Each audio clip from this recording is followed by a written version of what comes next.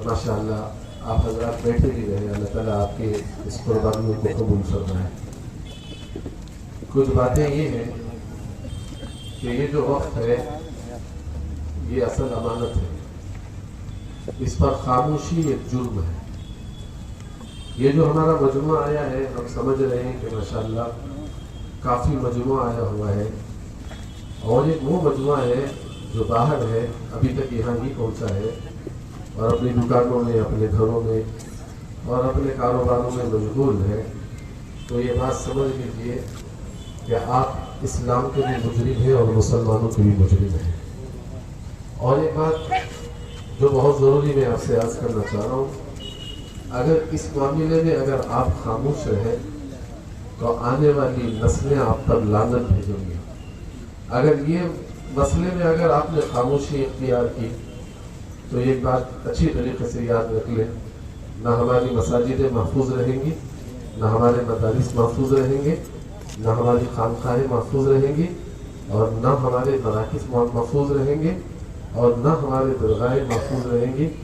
بلکہ آج ایک بات یاد رکھ کر لے جاؤ اس بات کو کہ جب بھی آل انڈیا مسلم پرسنل لا بورڈ کے ذریعے سے آواز لگائی جائے تو متحد ہو کر آپ حضرات کو آگے بڑھنا ہے، کیونکہ اس ملک کو ہمارے اسلاف نے اور ہمارے اکابرین نے اور ہمارے علماء نے پسینے سے نہیں بنایا، بلکہ خون کے چھینٹوں اور رنگولیوں سے یہ زمین کو بنایا ہے۔ اور ایک بات یاد رکھ لیں کہ جس قانون کو یہ لے کر آئے ہیں، جس بل کو لے کر آئے ہیں، یہ کوئی بل معمولی بل نہیں ہے، بلکہ ہماری شناخت کو ختم کرنے اور دین کی جڑوں کو ختم کرنے کے لیے یہ بل نافذ ہوا ہے۔ میں آپ حضرات کو ایک بات سمجھانا چاہتا ہوں تاریخ کے ذریعے سے، تاکہ اس مجموعے کو پتہ چلے کہ جو یہ قانون بنا ہے اس کے ذریعے سے کیا نقصانات ہوں گے اور آگے کیا ہوگا۔ اس کے بعد چند باتیں میں آپ کے سامنے عرض کرنا چاہتا ہوں، وہ یہ ہے کہ یاد رکھ لیں کہ جنہوں نے یہ قانون نافذ کیا ہے یہ ان کی سب سے بڑی یہ سازش ہے۔ جس طریقے سے اندلس کے اندر سازش رچی گئی تھی، جس طریقے سے آج فلسطین کے اندر جو سازش رچی گئی ہے، اور جس طریقے سے ترکی کے اندر خلافت عثمانیہ کے ختم کرنے پر جو سازش رچی گئی تھی، اور بخارا سے لے کر سمرقند، تاشقند سے لے کر جتنے بھی ملک تھے جہاں اسلامی تھی، مدارس تھے، مساجد تھے، مکاتب تھے، خانقاہیں تھی، بہت ہی مدارسوں کا وجود تھا، آج ایسی سازشیں انہوں نے رچی جس کی وجہ سے آپ دیکھیں گے اندلس سے لے کر آپ بہت سارے علاقوں کے اندر بڑے بڑے مدارس آج ختم ہو گئے۔ بلکہ یاد رکھ لیجئے کہ جو مساجدیں ہمارے اسلاف نے، اکابرین نے بنی تھی، فرماتے ہیں کہ وہ ساری مسجدیں ختم ہو گئی۔ آپ حضرات کو اس کی چھوٹی مثال دے کر بیان کرنا چاہتا ہوں۔ غرناطہ کی جو جامع مسجد ہے، جہاں پر حرم سے بڑی مسجد حرم سے بڑی مسجد جس کو کہا جاتا تھا، جس کے مینارے آسمانوں سے بات کرتے تھے، 400 سال سے اذان کے لیے ترس رہی ہے۔ میں اسی بنیاد پر آپ کے سامنے عرض کرنا چاہتا ہوں، آپ کی خاموشی جرم ہے۔ اگر آج آپ خاموش رہیں گے تو آپ دیکھیں گے کہ وہ دن جو اندلس میں ہوا تھا وہ ہمارے ملک میں بھی ہوگا، جو دن وہاں پر ہوا تھا وہ ملک میں، ہمارے ملک کے اندر بھی ہوگا۔ یہ سازشیں جو بنائی جا رہی ہیں، جیسے اندلس میں ختم کیا مدارس اور مساجد اور خانقاہوں کو، اسی طریقے سے یہاں پر ختم کرنے کی یہ سازشیں رچی جا رہی ہیں۔ ان کو کسی اور چیز سے بات نہیں ہے، بلکہ ان کا مقصد یہی ہے کہ بھئی اس ملک سے جو ہے، اس ہندوستان سے جو ہے مسلمانوں کو ختم کیا جائے۔ آپ حضرات کو اسی لیے آپ حضرات کو جوڑ کر اس بات کی طرف متوجہ کرایا جا رہا ہے کہ بھئی اس بل کے خلاف آپ حضرات کو جب موقع آئے تو ہم دھرنے پر بھی آئے، اور ہم جیل بھرنے کا موقع آیا تو ہم اپنے جیلوں کو بھی بھریں گے، اور جب موقع آئے تو ہم سڑکوں پر جام کریں گے۔ جب موقع آئے تو جس طریقے سے کسان آندولن والوں نے جیسے روڈوں پر بیٹھ کر جس طریقے سے انہوں نے کام کیا، اس طریقے سے ہمیں بھی کام کو کریں گے تو کوئی بڑی بات نہیں ہے۔ آج ہم لوگ خاموشی اختیار کر لو گے تو یاد رکھ لو، میں آج اس تک کے پاس کھڑے ہو کر کہہ رہا ہوں، اگر یہ مجموعہ خاموش بن کر یا تماشائی بن کر اگر صرف سننے، کہنے اور سننے میں لگا رہا اور کوئی کوشش نہیں کی تو یاد رکھ لو ایک دن اس ملک میں مسلمانوں پر ایسا دن بھی آئے گا کہ سر چھپانے کے لیے آپ کو جگہ بھی نہیں ملے گی. میں آپ کو دل سے کہہ رہا ہوں, میں آپ سے بات آپ کے سامنے میں آپ کے سامنے کھل کر بات کر رہا ہوں. اب آپ سے میری درخواست یہ ہے کہ جس طریقے سے آپ ہوتے ہیں, میسج وغیرہ کرتے ہیں, کچھ باتیں آپ کے سامنے عرض کرنا چاہ رہا ہوں جو ضروری ہے. واٹس ایپ پر جو آپ میسج کرتے ہو وہ گھوم کر جو ہے آپ لوگوں تک ہی پھرتی ہے, یا تو گروپ میں پھرتی ہے یا تو آپ کی جو ہے گھروں یعنی آپ کے دوستوں کے اندر اس طریقے سے آپ کی پھرتی ہے. آپ لوگ ماشاءاللہ ویڈیو بناتے ہو, ماشاءاللہ آپ فوٹوز وغیرہ پکڑ کر جو ہے ماشاءاللہ واٹس ایپوں پر گروپوں پر بہت چلاتے ہو. آپ اپنے گروپ میں چلائیے, مگر آپ حضرات کو 3 کام کرنے ہیں. وہ یہ ہے کہ روزانہ کوئی نہ کوئی ایسا کام جو آپ حضرات کو کرنا ہے, یا تو آپ اپنے انسٹاگرام پر اس کو ڈالیں گے, اور آپ یا تو ٹویٹر کے ذریعے سے آپ استعمال کریں گے, یا تو فیس بک کے ذریعے سے آپ استعمال کریں گے. ہمارا واٹس ایپ ہمارے حلقے تک رہتا ہے, مگر جو 3 چیزیں میں نے آپ کو بیان کی یہ پوری دنیا دیکھے گی. آپ پوری دنیا کو دکھاؤ, آپ اپنا احتجاج پوری دنیا کو دکھاؤ, آپ پورا احتجاج اس کی روزانہ تصاویر آپ ڈال کر جو ہے وہ ساری دنیا کو آپ دکھاؤ. یہ جو کسان آندولن جو چلا تھا سوشل میڈیا کے ذریعے سے انہوں نے جو کام کیا, انگلینڈ میں ریلی لگی, انگلینڈ کے اندر احتجاج ہوا, جوتیوں کی ماریں پڑی, ساری دنیا میں جو ہے آواز چل گئی اور لوگ مجبور ہو گئے, پھر انہوں نے اپنا قانون واپس لینا پڑا. تو آپ سے ہماری یہ درخواست ہے کہ بھئی آپ حضرات جو ہے جتنا ہو سکے آپ حضرات اپنے سوشل میڈیا کے ذریعے سے یہ جتنے نوجوان بیٹھے ہوئے ہیں ادھر ادھر کی چیزوں کو چھوڑ دو. اب ایک موقع ہے آج ہمارے لیے, یہ بہت بڑا دن ہے ہمارے لیے. اگر یہ کالا قانون نافذ ہو گیا, یاد رکھ لو آپ حضرات جانتے نہیں ہیں, جیسا کہ علماء نے آپ حضرات کے سامنے بیان کیا ہے, آپ حضرات کو دیکھیں گے.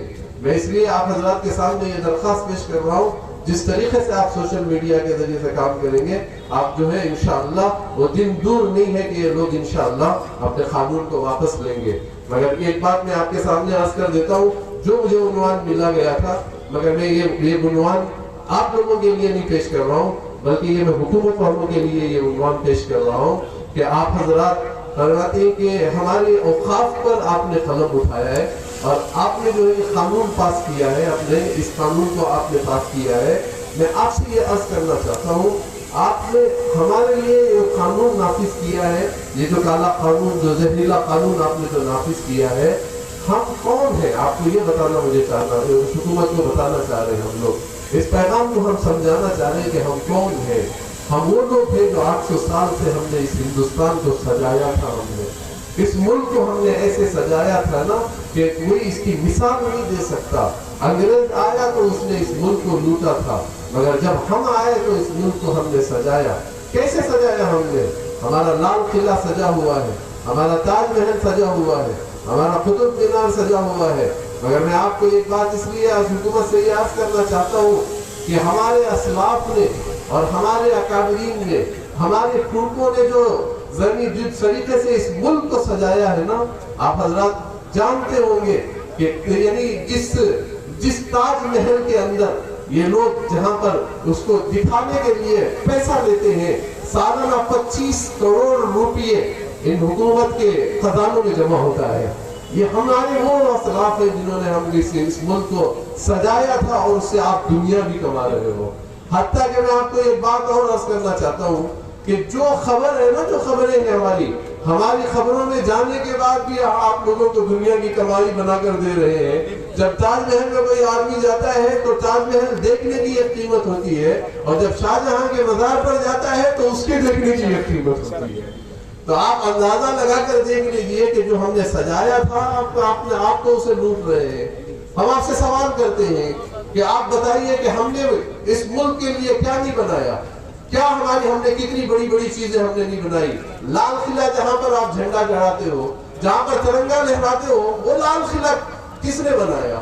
اور جس طریقے سے ہمارے اسلاف نے یہ بڑی بڑی چیزیں بنائی ہے, آپ حضرات اندازہ لگا کر دیکھیے کہ آپ نے کیا بنایا, آپ نے کیا کیا. اور پھر آپ کی نظریں ہماری اوقاف پر, آپ کے پاس ایئرپورٹ چلا گیا, آپ نے ماشاءاللہ ریلوے چلا دیے, BSNL آپ کے پاس سے چلا گیا, اور کیا بتاؤں میں آپ حضرات کے سامنے, بلکہ LIC بھی آپ نے چلا دی.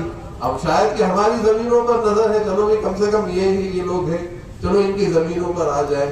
ایک بات یاد رکھ لیجئے، اگر انتظامی امور کا اگر یہ کوئی مسئلہ ہوتا تو مسلمان بھیک کے طور پر تمہاری جھولیوں میں ڈال دیتا، مگر یہ مسئلہ ہمارے دین کا مسئلہ ہے، اور یہ ہمارا جو مسئلہ ہے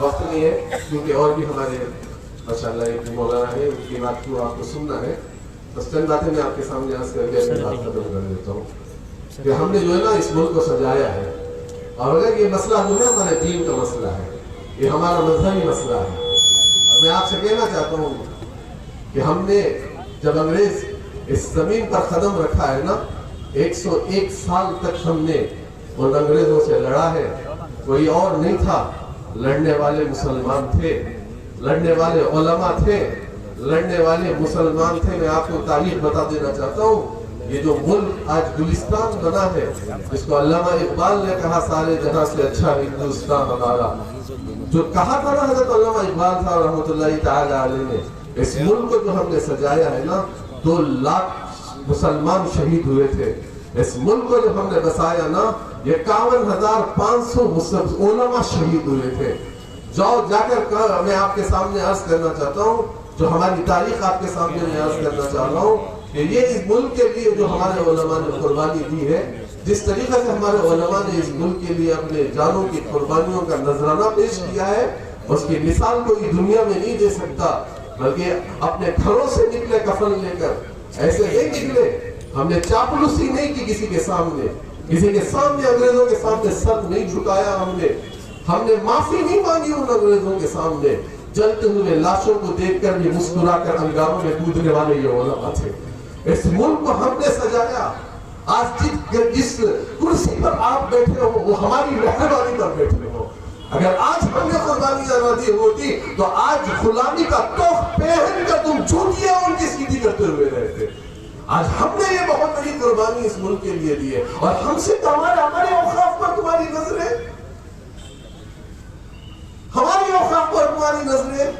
جاؤ کہہ رہا ہے انگریز کی بڑی بڑی کتابیں انہوں نے مصنفوں نے لکھی ہے، انگریزوں نے بڑی بڑی کتابیں، تمہاری لوگوں نے کتابیں لکھی ہے کہ اس ہندوستان کو جب انگریز سری لنکا پٹنہ کے اندر پہنچ کر حضرت ٹیپو سلطان شہید رحمۃ اللہ تعالی علیہ کے لاش یعنی ان کی شہادت پر کھڑے ہو کر اس نے یہ اعلان کیا آج ہمارا ہندوستان ہے، اس سے پہلے ہمت نہیں تھی۔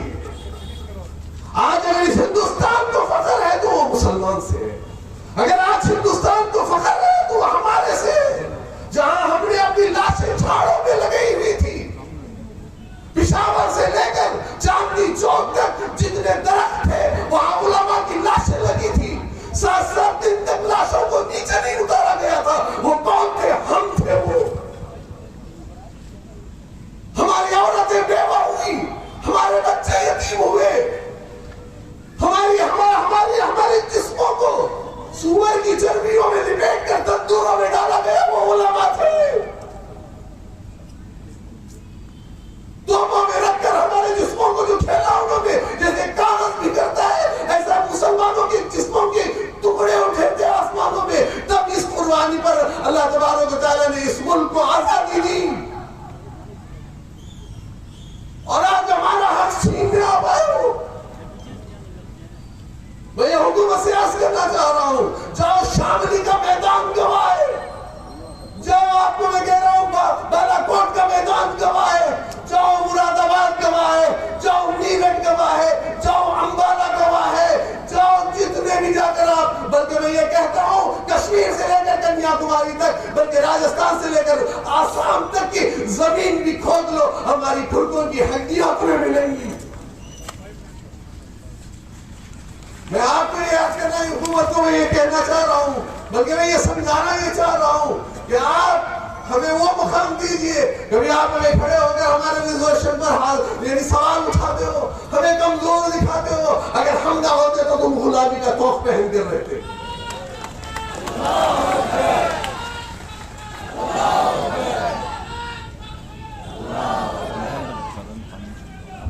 تو میں آپ سے آخری بات عرض کرنا چاہ رہا ہوں جو بہت ضروری آپ سے عرض کرنا ہے. اس لیے میں آپ سے عرض کرنا چاہ رہا ہوں جسے انگریز پر ہم نے، جسے ہمارے اسلاف نے، ہمارے علماء نے جیسی قربانی، تاریخ گواہ ہے جیسی انہوں نے اس ملک کی حفاظت کے لیے، جیسے دین کی حفاظت، اپنے ہندوستان کی حفاظت کے لیے انہوں نے اپنے آپ کو اپنے گھروں سے جیسے کفن لے کر نکلے تھے، اس کالے قانون کے لیے ہم بھی کفن لے کر نکلیں گے اور ہم بھی اپنی زندگیوں کا نذرانہ پیش کریں گے. اور جیسے چاہے ہم اپنے جیل بھرنے کا ہے تو جیل بھریں گے، جو ہمارا اعلان ہوگا اس اعلان پر آگے رہیں گے. خاموش نہ بیٹھے، ورنہ مجرم رہوگے، مجرم زمانے کے بھی رہوگے، مجرم نسلوں کے بھی رہوگے، مجرم نبی کے بھی رہوگے، اللہ کے بھی رہوگے. ان باتوں پر میں اپنی بات ختم کروں. اتخذ ولدا ولم يكن له شريك في الملك ولم يكن له ولي من الذل وكبره تكبيرا. الله اكبر كبيرا والحمد لله كثيرا سبحان الله بكرة وأصيلا. قال الله تبارك وتعالى في القرآن المجيد والفرقان الحميد أعوذ بالله من الشيطان الرجيم بسم الله الرحمن الرحيم والذين إذا أصابهم البغي هم ينتصرون. وقال تعالى وإذا قيل لهم لا تفسدوا في الأرض قالوا إنما نحن مصلحون ألا إنهم هم المفسدون ولكن لا يشعرون. صدق الله العظيم. رب اشرح لي صدري ويسر لي أمري واحلل عقدة من لساني يفقهوا قولي. رب يسر ولا تعسر وطمن بالخير سبحانك لا علم لنا إلا ما علمتنا إنك أنت العليم الحكيم. محترم صدر اجلاس، علماء اعظام، عمائدین ملت اور شہر کولار کے غیور مسلمانوں، بزرگوں، نوجوانوں، پیارے بچوں، السلام علیکم ورحمۃ اللہ وبرکاتہ. میں آپ سب کے اس جذبے کو سلام پیش کرتا ہوں. الحمدللہ آپ نے بڑے صبر و تحمل کے ساتھ علماء کی گفتگو اپنے سماعت فرمائی. اب سبق کے طور پر کچھ بنیادی باتیں انشاءاللہ میں عرض کروں گا. آپ کا یہاں پر آج شریک ہونا، مسلم پرسنل لا بورڈ کی آواز پر لبیک کہتے ہوئے آپ یہاں جو شریک ہوئے ہیں، آپ نے پیغام دیا ہے کہ باطل سے دبنے والے اے آسماں نہیں ہم، باطل سے دبنے والے اے آسماں نہیں ہم، 100 بار کر چکا ہے کوئی امتحان ہمارا. توحید کی امانت سینوں میں ہے ہمارے، آسان نہیں مٹانا نام و نشاں ہمارا. حضرات، یہ جو اس ملک میں صورتحال پیدا ہوئی ہے، ہم سب جانتے ہیں کہ موجودہ جو حکومت ہے گزشتہ 10-11 سالوں کے اندر یہ جب سے آئے ہیں، اس ملک میں ایک نفرت کا ماحول اور ایک منافرت کا ماحول اور ایک طرح سے جو ہے فساد اور فتنہ کا جو ماحول یہاں پر پیدا ہوا ہے. انہوں نے جو ہے CAA NRC کی جو ہے بات چھیڑی، ٹرپل طلاق کی بات انہوں نے اٹھائی. اسی طرح جو ہے کشمیر کا جو خصوصی اسٹیٹس تھا اس کو انہوں نے ختم کیا. اور پھر اس کے بعد ہم دیکھتے ہیں کہ یہاں پر یہ جو وقف بل لایا گیا ہے اور پھر 2024 کے عواقع میں اس کو پیش کیا گیا تو حزب مخالف نے اور پارلیمنٹ کے اندر بھرپور مخالفت اس کی گئی. اس کے نتیجے میں ہم دیکھتے ہیں کہ یہ JPC کے حوالے ہو اور پھر اب 2025 میں اس کو دوبارہ جو ہے پیش کیا گیا. حالانکہ یہ کام کو پہلے کرنا چاہیے، ملک بھر میں مشاورت کی گئی، لیکن آپ دیکھتے ہیں کہ یہ قانون پیش کیا گیا. ہم جو ہے حزب مخالف کے جو MPs رہے، جو انڈیویجول MPs رہے، جنہوں نے اس قانون کی جو ہے مخالفت کی، انہوں نے جو ہے مخالفت کا حق ادا کر دیا. انہوں نے اس بل کے جو جس کا جو کھوکھلاپن تھا اس کو واضح کر دیا. لیکن ہم دیکھتے ہیں کہ اس ملک کے اندر